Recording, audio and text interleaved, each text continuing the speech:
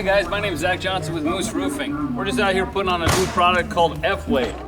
We're in Papillion, Nebraska, and I'll just kind of take you around and show you the project.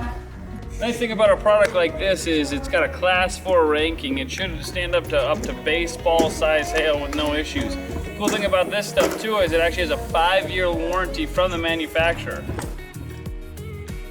This product actually is self-healing as well, so if it's to get scuffed or anything on the shingle, the heat actually will come in, reactivate this rubber and actually get it to lay flat again. So when they're installing the roof, if there's any damages from tools or anything, you're not going to have to worry about that staying on the roof. It'll actually heal itself out.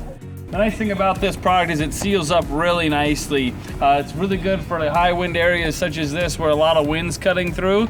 That's actually how this roof got replaced through insurance, was based on a wind damage claim. So I went with this product. It stands up to wind and hail really well. And that's awesome for the Nebraska weather.